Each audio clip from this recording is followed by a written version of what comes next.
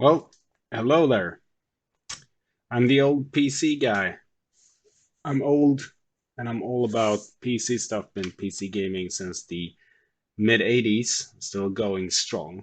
And today I'm going to do a showcase of a game series that first started in 1998. It's called Emergency, and the first game is called Emergency Fighters for Life, released in 1998. The interesting thing about this, or one of the interesting things, is that it's one of the longest running series of games that are still being updated. So the latest version of this series is the 20th anniversary edition that are still sold on Steam. This was released in 2018. It's still updated, and the latest version still has a vibrant and healthy community around it. So it's been going on for more than 20 years now, with a formula that is basically intact across several iterations. A version of this game was also released on the Nintendo DS in 2008.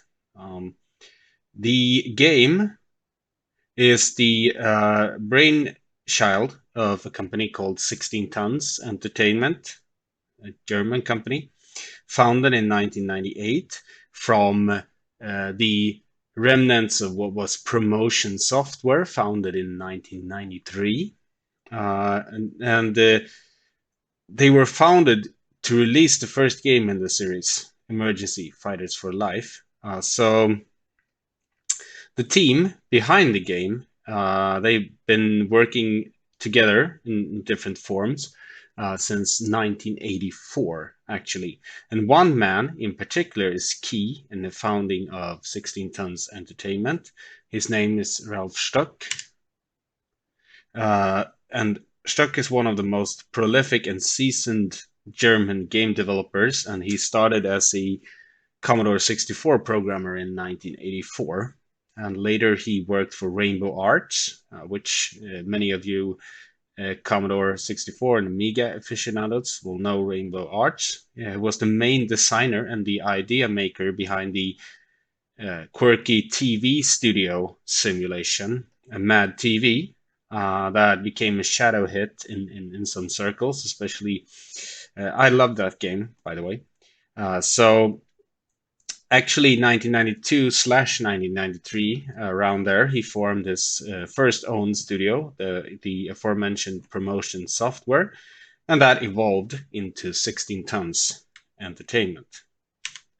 He then teamed up with the Atari programming wizard Andreas Eppel, and I assume they shared the same vision of creating what types of games to create.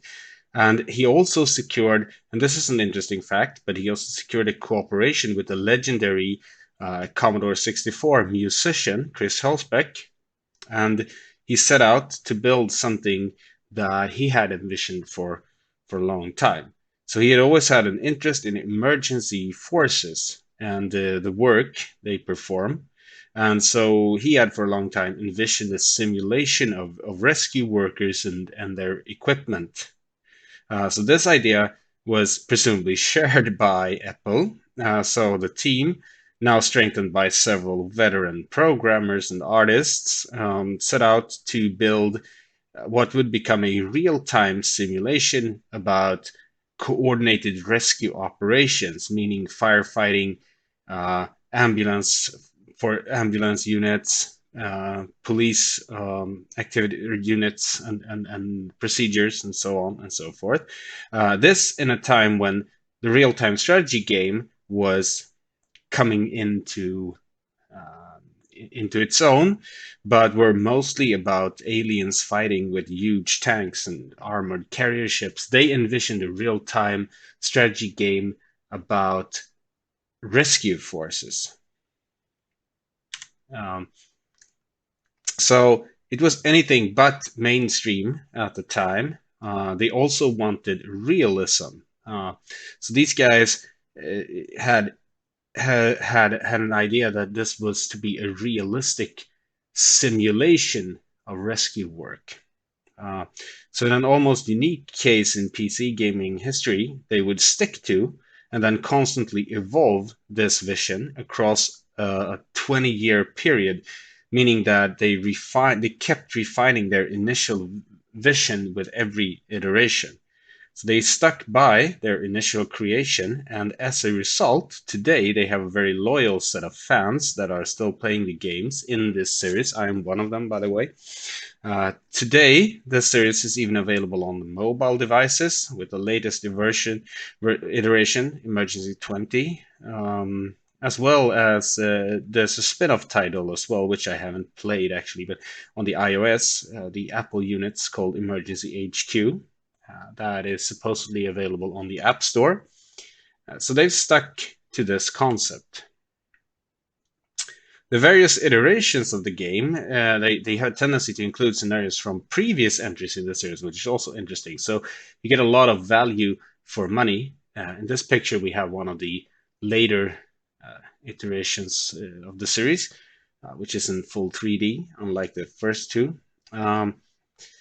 So, for example, Emergency 2014 includes all the content of Emergency 2012 and 2013, as well as its own campaign missions. So, Emergency 20, on the other hand, which is the anniversary game, includes all the content of 2016 and 2017, as well as the content from Emergency 5. The mobile version of Emergency 20 includes the content of Emergency 2, which is some of the best content they've ever created, as well as content from the new Emergency 20 campaign.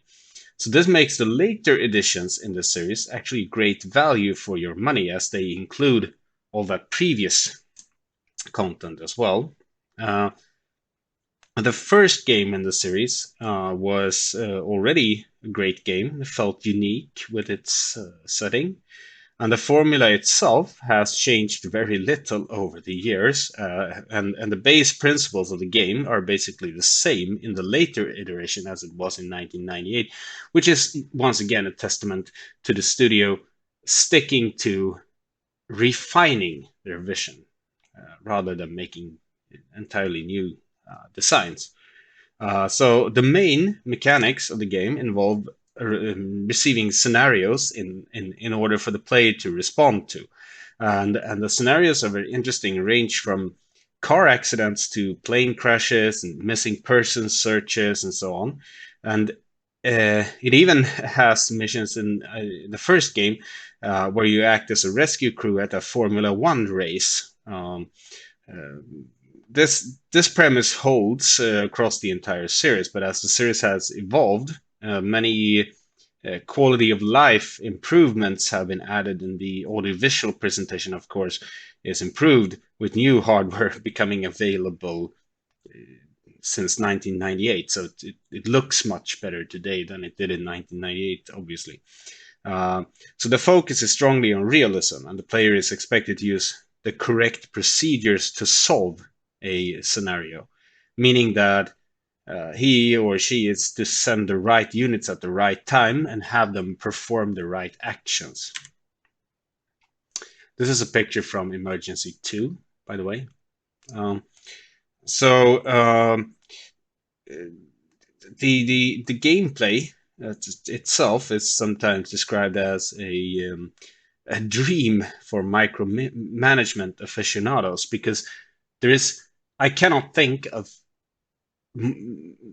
any other game that is so extremely heavy on micromanagement. The whole thing about the game is micromanagement and time management in particular.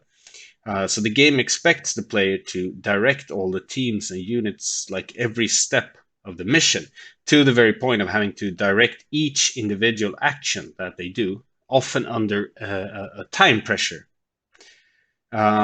If the player gives the team a task such as cutting down a specific tree or put out a specific fire or whatever, they will do so, but then they will resort to doing nothing and just stand around staring blankly until the player points at the next tree, orders them to pick up a different tool, get in or out of a vehicle. Everything is controlled by the player.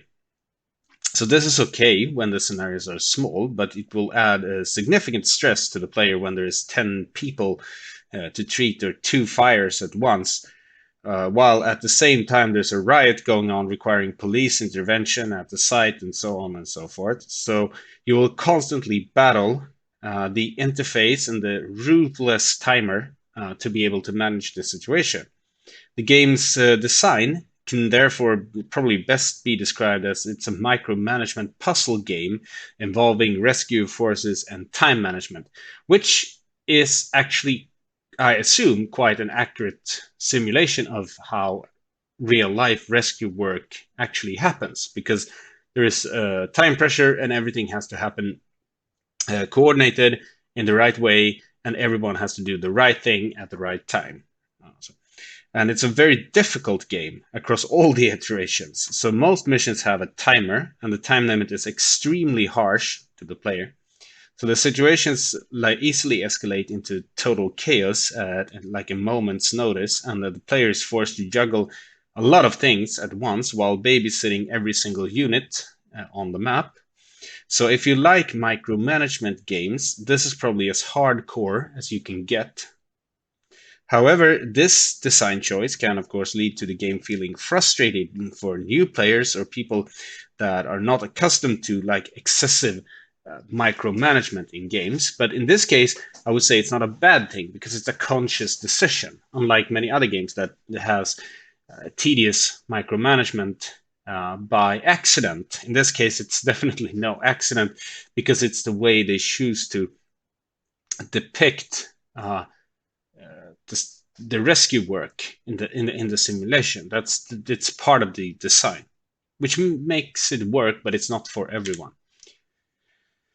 So the original game has a wide variety of scenarios included, and it covers a lot of interesting subjects. So uh, the first game from '98 has from the basic house fire to traffic incidents to workplace accidents, even the ability to, like I said, act as a track rescue crew at a Formula One car race. And spoiler alert, or not, because that's quite obvious, there is an accident on track involving all kinds of complicated rescue operations. So the second game, in my view, the first two games are the best ones. But the second one in particular, which just recently, I think, had also an updated release for on Steam, which makes it work now fixed to work on modern operating systems as well. So that was released in 2003, and the second game expands on the first one, has an updated interface with some crisp isometric 2D graphics, unlike the first game, which is more like a flat style. You'll see this later when we play some of the first and second games. Um, and the second game also adds many new scenarios. Emergency 2 is still considered the best of the series, according to many of the longtime fans. Um, Personally, I have a soft spot for the groundbreaking original game, but of course, I can see the stronger appeal of the second game because the first game, as you will see, is not the smoothest to control. Uh, the later games in this series added campaign stories with sort of a storyline that connects the missions. Like in 2014, for instance, there's a lengthy story of a comet swarm that hits the Earth, causing all sorts of mayhem, and then NASA is sending nukes on rockets to blow them up, all kinds of crazy stuff. There's also storylines that involve terrorist networks and natural disasters and so on. The first two games, however, they have no real coherence between the scenarios. There's just a linear series of disconnected missions acting as the campaign mode. Later games in the series also included a free play modes that allows you to run a rescue service in a continuous real time and respond to incoming calls from across the city and all the surrounding areas. This is one of the best modes in the later 3D games. It's very good.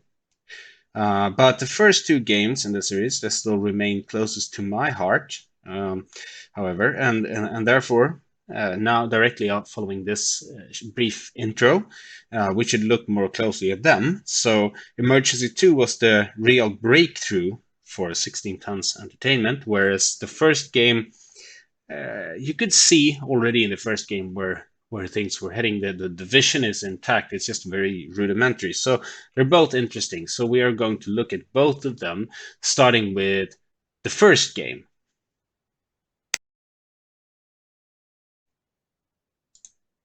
Okay, so let's start playing by first booting into to boot into a Windows 98 machine, because this is the only way in which we can safely manage to play the first game, because it crashes on later systems. So launching the first game in Windows 98 on this is a Pentium MMX 233 MHz machine, which I'm capturing at the moment. So in which I have installed the first game in the series. So let's start by watching this intro. Now the resolution on the capture is moving around all over the place. There you have the 16 tons entertainment logo. My capture card is doing its best to keep up with the resolution changes. Okay, so you're greeted by this rudimentary menu. And we're going to load a game from mission 2 of the first game, which is a firefighting mission, which would show you the mechanics of the game quite well. Already we can see that the graphics, even by 1998 standards, are not exactly top notch. They're passable, but yeah. And you have these very annoying pop-ups in the first game, these ones that come up all the time, because the game wants you to do the right stuff. So it wants to tell you, it keeps telling you what to do all the time, at least on normal difficulty, which is insanely annoying. It keeps popping up the same. You'll see that more later, but let's restart this mission so we can see this intro sequence. All the missions have an intro sequence. Here we have a nice Christmas tree, looking jolly and good.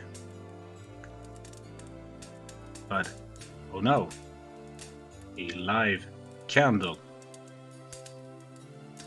Oops, that's not good. Okay, so that's the reason for the apartment fire, obviously. So, and then you get this map, because this map is central to all the missions, and then you click the mission info to see some background text and what you need to do. So we need to get the occupants out of the house, we need to secure the area, we need to make sure, and we also have to prevent any deaths, which is quite self-explanatory. That would be preferable, I suppose, for a rescue squad, to not have anyone die. It's probably a good thing, right? So by moving to the base, you can move back to the scene of the accident or the occurrence. Then you can move.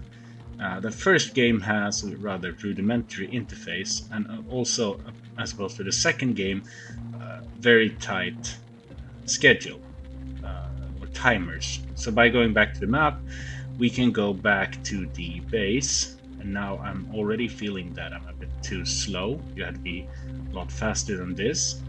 And the game wants us to, that's one of those annoying pop-ups again. So it wants us to select the police car, because we need to get rid of the people surrounding the building. So you select the vehicle. In the first game, you select the vehicle, and you select the unit, and then you can click start right away as he is moving towards the vehicle, and it will be sent to the scene. So you select the vehicle you need and the personnel. Okay, so this is also one of this micromanagement stuff, that not only do you have to dispatch the vehicle, you also have to dispatch the right guy. So now we need a firefighter with an oxygen mask, and we need a regular firefighter, because this is where the puzzle element comes in. Because if it didn't tell you this, which it doesn't do in the second game at all, actually, you had to figure this out on your own. That in this case, so you need paramedics and a doctor, because the doctor is the guy that can treat any injured, whereas the stretcher bearers there, they just take people into the ambulance and then go back to base. Now on the map you can see the vehicles traveling to their destination. This is also very important in the later missions for resource planning, to know when things are going to arrive. Now let's get this police officer and send him to over here, maybe send him to the scene. And then you have to tell him to get out of the car explicitly, which of course this is very micromanagement heavy. And now the game tries to tell us that we can we can remove or make buildings transparent so we can see the street. So now by selecting the police officer and selecting all the people, we can direct them away from this. So the police officer will tell them to get away from the accident scene. This also doesn't happen automatically. Obviously, you have to micromanage everything. So we start by that, and then we send forward our hose truck F103, and we tell everyone to get out. And now you can see how fiddly this is in this interface. So we have to tell him explicitly to get the fire hose, and that can only be done by the correct guy, the correct type of firefighter, so to speak, which is also extremely fiddly when they're standing next to each other like they were there. And then we have to move this guy away so we can reach the fire hydrant, and then we're going to tell the first guy to connect the hose to the fire hydrant. Yeah, we know, way ahead of you, game. So gonna tell this guy to, yeah, you can easily see how this interface is extremely fiddly. Now that the hose is connected, we can use it to, yeah, we can use it to put out the flames. But as we will soon discover, yep, he's way too close to the building, so we need to use the other fire hydrant because he's way too close to the building, and the angle of the spray doesn't reach the flames, which is of course not a good thing if you want to put out the fire. Now the other guy is in the way again.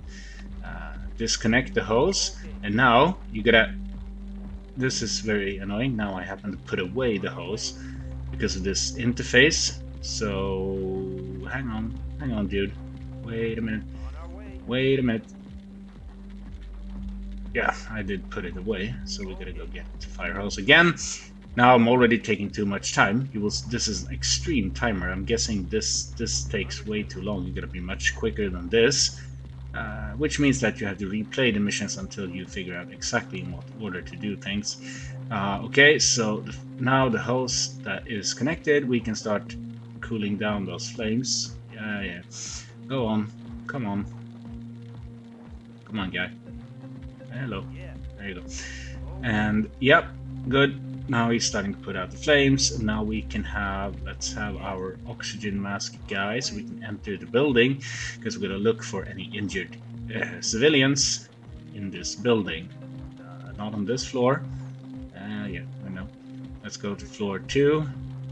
The pop-ups are still insanely annoying. There we have a guy lying on the floor.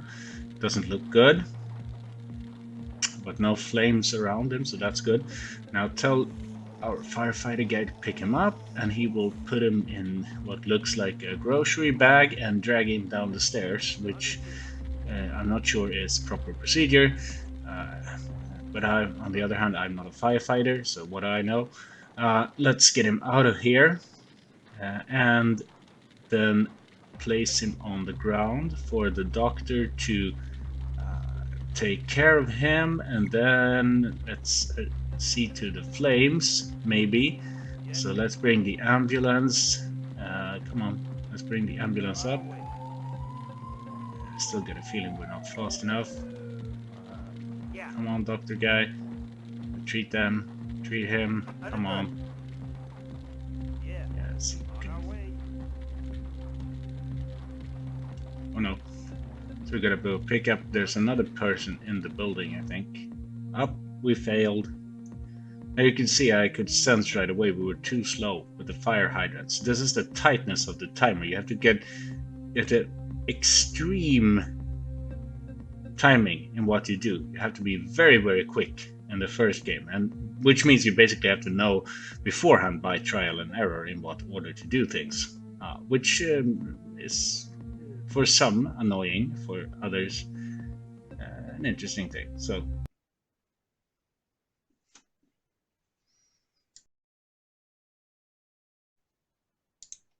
okay, so this is the second game, Emergency 2, or the ultimate fight for life. Apparently not, because there were plenty of sequels after this one, but got some games saved here. But I think, yeah, elite soldier threatens his family. That sounds interesting. There's much more variety in the scenarios in the second game, by the way. We also have the bank heist mission, but let's restart, because you can see sure. So we have dude driving down the road, minding his own business. So he's running out of gas.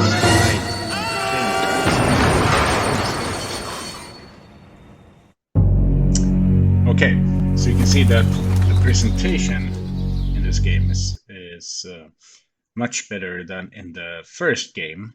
The first game has a much nicer presentation, and you start by going into the briefing room. So here we can see the details. The graphics are much nicer, and you will see it actually looks quite good in the second game with the new isometric graphics engine. So we have to remove the car, and I know these missions much better than the ones in the first game, by the way. So I played a lot more of these. This is the new map in Emergency 2, which looks much better. And here you can see you now have a completely different interface to reach your different units, which are all parked at their respective buildings, and you can reach them by means of the briefing rooms. Let's send a firefighter there, or actually two of them, in a regular fire truck. We're gonna need a tow truck.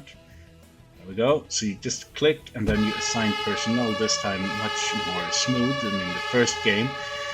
And you click start. The quality of life improvements in the second game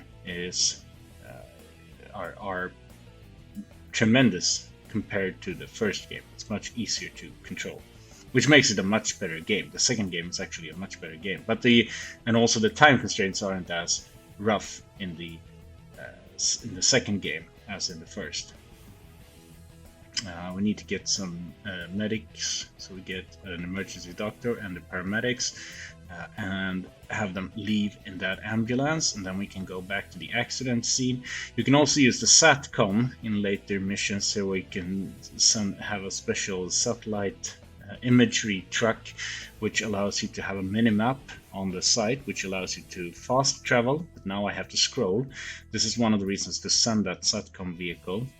You see the money at the bottom right, which you spend when you send out units, but frankly it doesn't really matter, because you usually never have any problem with that. You have a problem with the timer, if anything.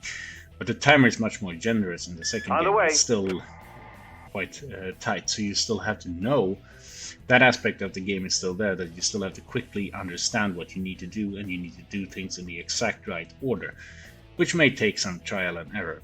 At least the annoying pop-ups is no longer in the second game. So here's our fire truck rolling up to the scene, and because I know this mission, I think I still remember how to play this mission at least. So we're gonna get the. It's been a while since I played this game, but yeah. Okay. So start by getting out, and then we can select this guy. We need to tell him all we need to tell him to get the chainsaw Roger. because there is a, as you can see, there's a, and this is a trial and error thing, by the way. I know beforehand that the tow truck is not going to reach the car. The game doesn't tell you this, but you're going to realize that it doesn't reach the car because there's a tree in the way. So this guy has to saw that tree down. In true micromanagement style, you have to tell him to do everything because he's apparently lobotomized and cannot think by himself. So he will saw the tree down. On the way. Now we can get the tow truck is there. So We are on the way. Wait for a second. You go over here. Secure the railway before there's an accident. Now the important thing is to get the jaws of life because there's also a victim. Not only the victim on the ground here, but there's another victim inside the car, which for some mysterious reason was not seen in the intro video. Perhaps he was hiding in the glove compartment or something. But yeah, let's get the ambulance up here. One second. You can see the detail level is much better in the second game. The graphics are actually very nice, despite being in a what is for today's standard a lower resolution. Looking good. Doctor guy, you can start treat this guy, and now we told him to use. As you can see, I told him simultaneously to use the jaws of life on that car, which means that he got the second victim out, and looking good. And we can pick up the second victim by once again in this game apparently put him in a grocery bag or something and dragging him across the train tracks. Good thing to do before checking possible injuries, like dragging a person across rough terrain is always a good thing when there's possible neck injuries, right? So we gotta have a second ambulance, I think. Let's send him over there. Because otherwise we have to wait for that one to get back before we can already dispatch another one, because now we know that there's two victims, right? Should have done that from the start, actually, to give me more score.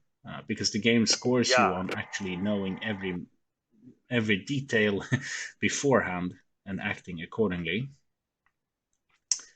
Okay, so now we can tow the car to save some time. Here we go. Looking good. And you have this nice right-click menu now, by the way, with all the actions. On the way. As you can see there, when you right-click something, which is a much easier thing to handle than the interface of the first game. Okay, so let's get this guy into the ambulance, because while the doctor treats a second victim, and on the way. Return to base, which basically means taken to hospital. Now there's our second ambulance. We might as well send him down there to pick up our second victim. Eventually. We are on the way. Come on. Okay, so you can return to base because we're done with you.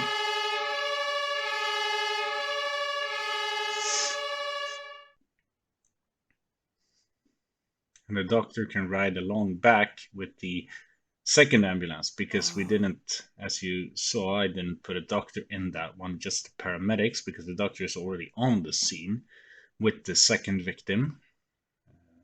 Here we go. There comes our second ambulance. And come on. And we right click and we tell them to get out, and then we click these guys. And we right click on the victim, and then we go pick him up, and then we right click on the ambulance with the doctor selected. Once again, lots of micromanagement, which is fine for now, but extremely tedious on the larger missions, or tedious, but it's extremely stressful. So some of the larger missions at the end of the game, we are on the way. A lot of units to take care of at the same time, which could be stressful. Okay, so now we should win, I hope. Maybe. I think we did all we had to do. Yep. And we had a 100% efficiency. That's excellent. And we also didn't kill any of our rescue workers, which is always a good thing. And now we have the next mission, which I also wanted to show you. Show the diversity. So here we have this elite soldier guy. And his wife is apparently seeing another guy. So, being an elite soldier guy, he does the only thing he can think of, and of course, threatening to blow himself up together with his child using a hand grenade, as you do, apparently. So his wife has left him for another man, and you have to fix this situation. This is basically a hostage situation. Guessing this guy won't be getting any Christmas presents from his closest family anytime soon.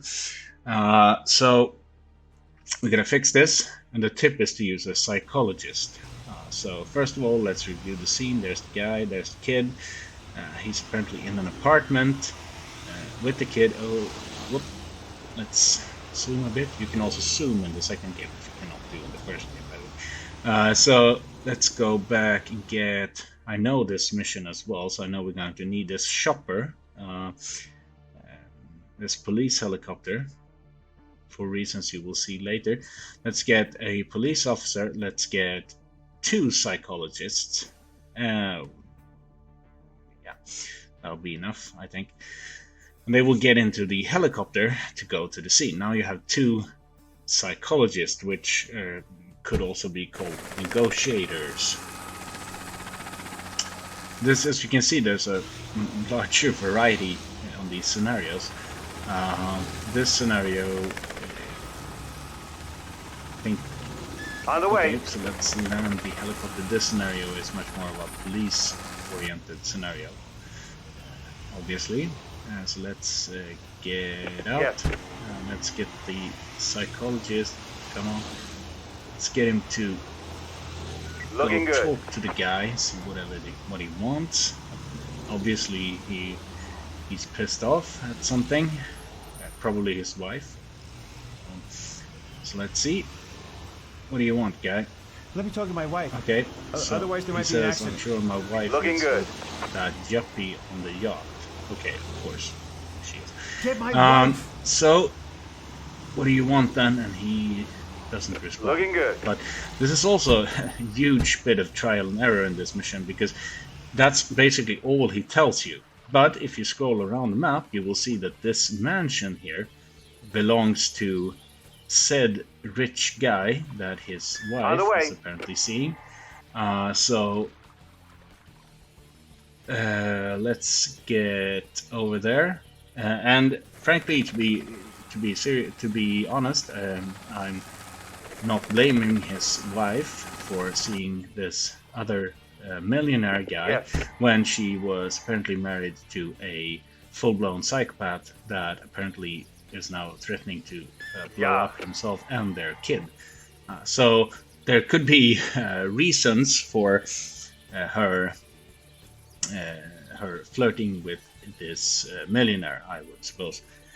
So let's talk to the guests at this party, and they say that she is sailing on the yacht. The way you talk to people, by the way, or interrogate people, is by sending a police officer basically up into their faces, and they will tell you things eventually.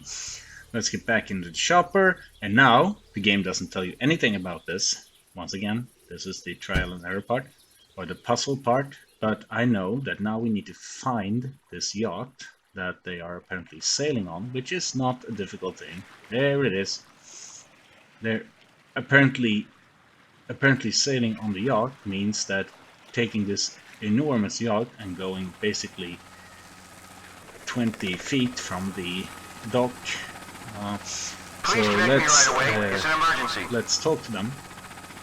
We tell them to stop at once, because we're the police, right? On the way. And they will. This is also why you need a shopper, by the way. And the game doesn't tell you anything about this at all. So on the way. Some regular road on the way. Carried units. First playthrough, you will not get across to the island in time. So let's land the helicopter. Come on, and they will now leave the yacht, I suppose. So there we are. Yes.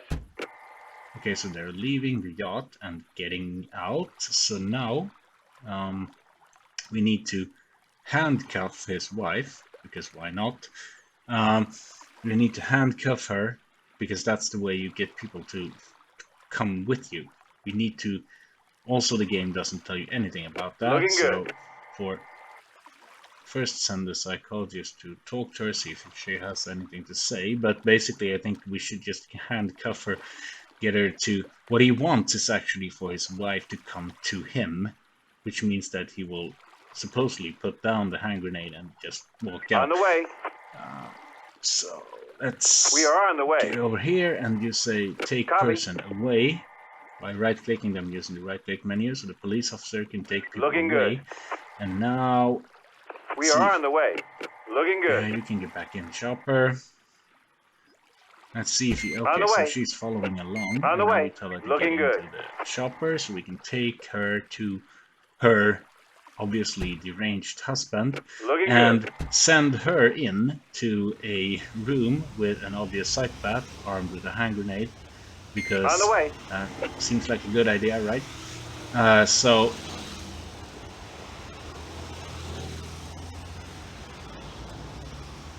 where's my chopper? Come on, there you are.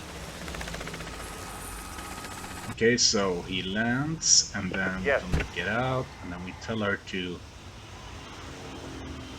get into the room. Come on. Copy. So we're gonna take her and go We are on upstairs, the way. I guess. And we completed the mission. So you can see a large variety of missions here, and the second game is much better than the first, courtesy of its interface. And that's basically it for this small showcase. So we looked at the history of the series, and we looked at Emergency and Emergency 2. If you want to try one of these, I recommend Emergency 2 on Steam, the fixed version that runs on modern systems without the mouse bugs, as that will be the easiest to get into. I have a personal soft spot for the first game, but to be fair, the first game is quite janky in comparison with the second game. Or you could go for Emergency 20 if you want.